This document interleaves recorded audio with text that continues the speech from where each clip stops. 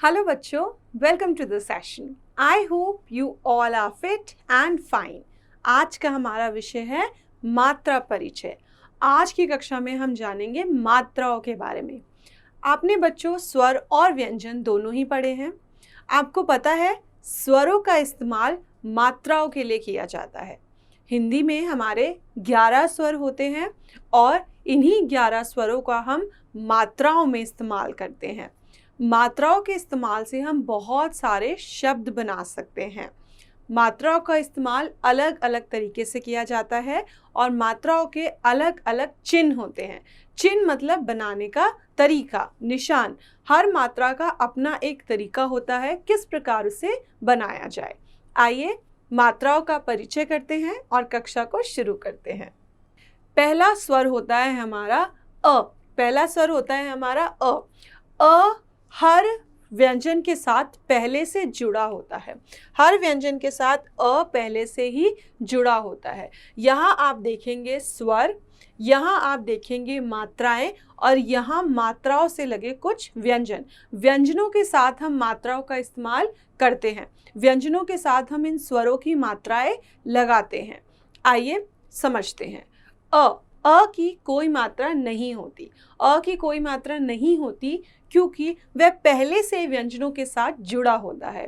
क, ख, ग।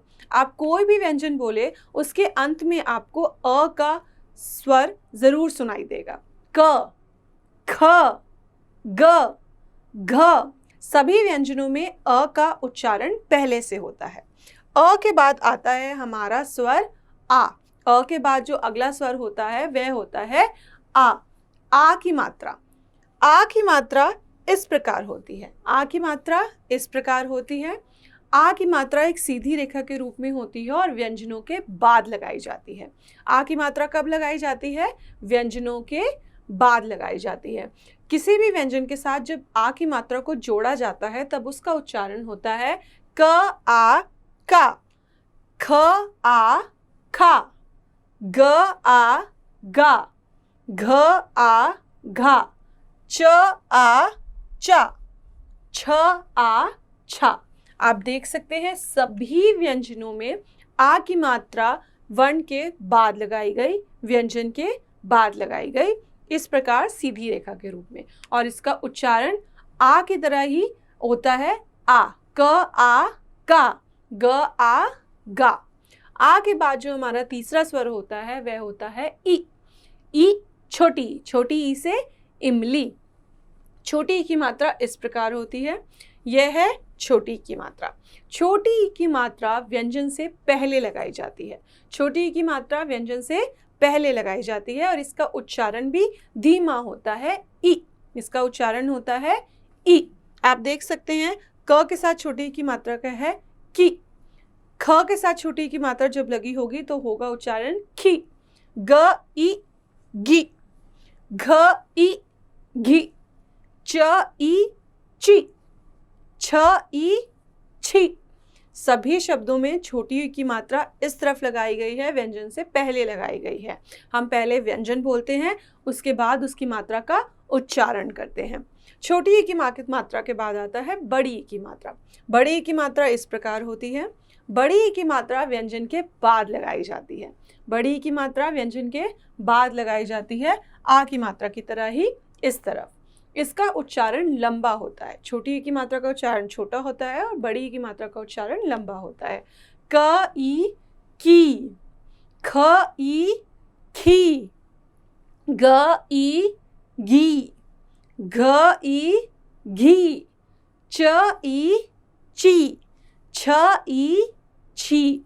इन सभी शब्दों में बड़ी ई की मात्रा का इस्तेमाल है जो कि व्यंजन के बाद लगाई गई है। आप देख सकते हैं क के साथ जब छोटी ई होता है तो उसका उच्चारण होता है की, और क के साथ जब बड़ी ई होता है तो उसका उच्चारण होता है की, की, खी, खी। बड़ी ई की मात्रा के बाद आता है हमारा छोटी ऊ की मात्रा। छोटा ऊ से उल्लू। छोटी ऊ की मात्रा हम देखेंगे किस प्रकार होती है। छोटी ऊ की मात्रा इस प्रकार होती है। यह है छोटी ऊ की मात्रा। छोटी ऊ की मात्रा व्यंजन के नीचे लगाई जाती है। व्यंजनों के नीचे लगाई जाती है, व्यंजनों के नीचे इस प्रकार लगाई जाती है। यह होती है छोटी ऊ की मात्रा। क उ कु, ख उ खु, ग उ गु, घ उ घु, च उ चु, छ उ छु। सभी व्यंजनों में नीचे की तरफ इस तरफ फेस करके छोटी ऊ की मात्रा लगाई जाती है और इसका उच्चारण धीमा होता है, उ होता है। इसका उच्चारण होता है उ। फिर आता है बड़ी ऊ की मात्रा। बड़ी ऊ की मात्रा छोटी ऊ की मात्रा से उल्टा होता है। इस प्रकार होता है इसका चिन्ह। बड़ी ऊ की मात्रा का चिन्ह है इस प्रकार। क उ कु, ख उ खु, ग उ गु, घ उ घु, च उ चु, छ उ छु। यह हमारा बड़ी ऊ की मात्रा। कु, खु, गु, घु, चु, छु। अगर छोटी ऊ की मात्रा है तो उच्चारण होगा चु, और अगर बड़ी ऊ की मात्रा है तो उच्चारण होगा चू। अगला है हमारा री की मात्रा व्यंजनों के नीचे लगाई जाती है और इसका उच्चारण होता है री। क्री, ख्री, ग्री, घ्री, श्री, श्री। इसका उच्चारण होता है री। क री क्री, ख्र री ख्री, ग्र री ग्री। इसका उच्चारण री होता है। इसके बाद आता है ए की मात्रा। ए की मात्रा व्यंजनों के ऊपर लगाई जाती है। कहाँ लगाई जाती है? व्यंजनों के ऊपर। इस प्रकार बनाई जाती है ए की मात्रा और इसका उच्चारण भी ए होता है। क ए के, ख ए खे, ग ए गे, घ ए घे, च ए चे, छ ए छे। फिर आता है बड़ा ए। बड़ा ए से ऐनक, इसको बोलते हैं ऐ, और मात्रा में भी इसको बोलते हैं ऐ। ऐ की मात्रा 2 बार लगाई जाती है। ए की मात्रा हम 1 बार लगाते हैं ऊपर की तरफ, ऐ की मात्रा हम 2 बार लगाते हैं ऊपर की तरफ। क ऐ कै, ख ऐ खे, ग ऐ गै, घ ऐ घै, च ऐ चै, छ ऐ छै।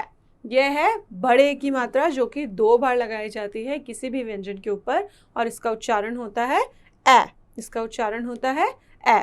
फिर आता है ओ की मात्रा। ओ की मात्रा व्यंजनों के बाद लगाई जाती है, पीछे लगाई जाती है इस प्रकार। एक सीधी रेखा डाल के ऊपर हम बनाते हैं ओ की मात्रा। क ओ को, ख ओ खो, ग ओ गो, घ ओ घो, च ओ चो, छ ओ छो। को, खो, गो सब में ओ का उच्चारण होता है। ओ की मात्रा का उच्चारण होता है ओ। उसके बाद आता है औ की मात्रा। कौन सी मात्रा? औ की मात्रा। औ से औरत। यह भी ओ की तरह ही बनती है, लेकिन इसके अंदर 2 बार ऊपर की तरफ रेखा बनाई जाती है। एक सीधी रेखा डाल के ऊपर की तरफ 2 बार, और इसका उच्चारण भी औ होता है। क औ क, ख औ ख, ग औ ग, घ औ घ, च औ च, छ औ छ। यह है औ की मात्रा। यहाँ हमने सभी मात्राओं के बारे में जाना, अ से लेके औ तक की मात्रा के बारे में। अ की कोई मात्रा नहीं होती। अब हम जानेंगे अयोग व के बारे में। किसके बारे में? अयोग व के बारे में। अयोग व होते हैं हमारे जो कि अंग और अह होते हैं। अयोग वर्ग हमारे 3 तरीके के होते हैं। अंग और अह तो आपने स्वर में भी जरूर पढ़ा होगा। अंग से अंगूर। अंग की मात्रा इस प्रकार होती है एक बिंदी के रूप में। अंग की मात्रा एक बिंदी के रूप में होती है जो कि वर्णों से पहले लगाई जाती है और उसका उच्चारण भी अंग होता है। क अंग कंग, ख अंग खंग, ग अंग गंग, घ अंग घंग, च अंग चंग और छ अन छंद। अंग की मात्रा एक बिंदी के रूप में व्यंजनों के ऊपर लगाई जाती है इस प्रकार। फिर आता है अह। अह आपने पढ़ा था, खाली कुछ भी नहीं। अह की मात्रा 2 बिंदी के रूप में वर्णों के बाद लगाई जाती है।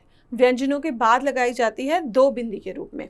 यहाँ अंग की मात्रा ऊपर लगाई जाती है 1 बिंदी, यहाँ वर्णों के बाद लगाई जाती है 2 बिंदी। कह, खह, गह, घह, चह और छह। इसके बाद इसे हम अह का उच्चारण करते हैं। इसके बाद हम जानेंगे चंद्र बिंदी की मात्रा। चंद्र बिंदी की मात्रा व्यंजनों के ऊपर लगाई जाती है, आधे चांद और एक बिंदी की तरह, जो कि आप यहाँ पे देख रहे हैं, आधे चांद और एक बिंदी की तरह। और इसका उच्चारण होता है आ, क आ, का, खा, गा, घा, चा, छा। इसका उच्चारण आ होता है। आप बहुत सारे शब्द इसके पढ़ सकते हैं जिसमें चंद्र बिंदी की मात्रा का इस्तेमाल किया जाता है। बच्चों, आज की कक्षा के लिए इतना ही। मैं आशा करती हूँ आपने सभी स्वरों से सारी मात्राएं बहुत अच्छे से समझी होंगी, किस प्रकार उनको बनाया जाता है और कहाँ उनका इस्तेमाल किया जाता है। आज की कक्षा के लिए इतना ही।